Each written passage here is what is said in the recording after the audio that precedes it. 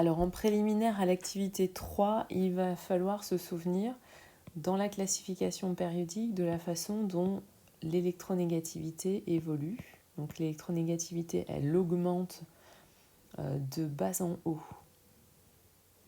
et de gauche à droite dans la classification périodique. Ça veut dire que les éléments les plus électronégatifs sont en haut à droite et les éléments les moins électronégatifs sont en bas à gauche.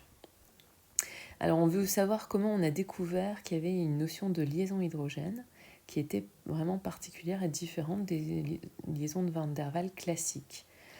Donc pour ça, on vous a représenté le graphique de la température de fusion de différentes molécules en fonction du nombre n, qui est en fait le numéro de la ligne dans la classification périodique, vous savez. Donc n égale 1, c'est la première ligne, n égale 5, c'est la cinquième ligne ou période de la classification périodique. Donc si on prend un exemple qui sont les halogènes, donc les halogènes, vous vous souvenez, c'est l'avant-dernière colonne de la classification. Ils sont classés dans l'ordre fluor, chlore, brome, iode. Et donc là, on les voit dans la configuration ici, liés à un atome d'hydrogène. Donc qu'est-ce qui se passe quand on est descendu dans la classification périodique? On avait une électronégativité qui est de plus en plus basse. Donc ça veut dire que dans le cadre de la liaison entre H et un halogène, plus on descend dans la classification périodique et plus la charge delta- portée par l'halogène va être petite. Donc le delta- diminue vers le bas. Donc conséquence, on voit que de gauche à droite, comme la différence d'électronégativité est de moins en moins importante, ce ne sera pas des liaisons de Kizom qui vont intervenir. Mais pourtant, il y a une augmentation de la température de fusion, puisqu'on devrait avoir une diminution à cause de cette diminution de polarité. Alors ça vient de quoi? Ça vient de l'effet que quand on descend dans la classification périodique, on a aussi le rayon de l'atome qui augmente. Et donc ça veut dire qu'un atome d'iode, il va être beaucoup plus gros qu'un atome de chlore.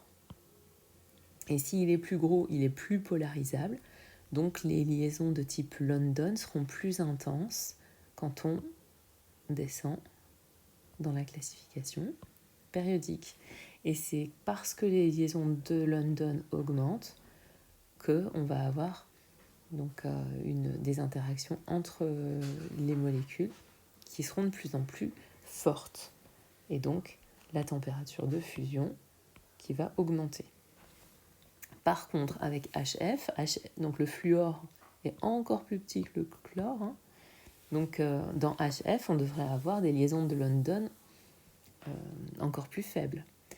Mais pourtant, on voit que HF est au-dessus de la prévision. Si vous continuez la colonne 17, on devrait avoir en pointillé une valeur qui continue vers le bas et HF est étonnamment au-dessus. Donc ça vient de quoi? Ça vient du fait que le fluor étant beaucoup plus électronégatif que les autres, il va porter une grosse charge delta-. Du coup, l'hydrogène portera une grande charge delta+, et on va avoir la possibilité, vis-à-vis d'une autre molécule, d'avoir des liaisons hydrogènes.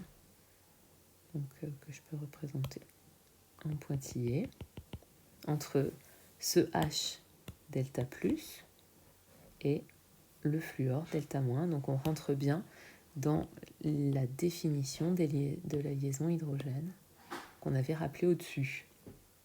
Et donc comme il y a liaison hydrogène, pont hydrogène,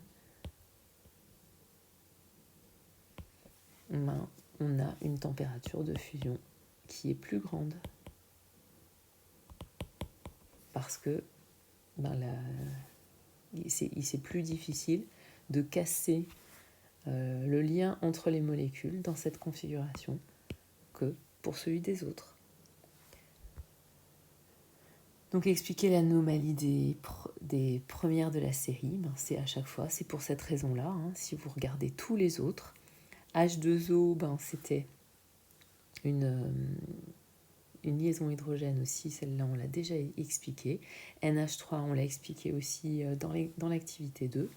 Donc ces 3 molécules sont vraiment des exemples types de molécules dans lesquelles les liaisons hydrogènes peuvent exister.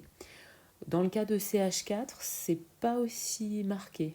Donc CH4, vous voyez qu'il augmente légèrement.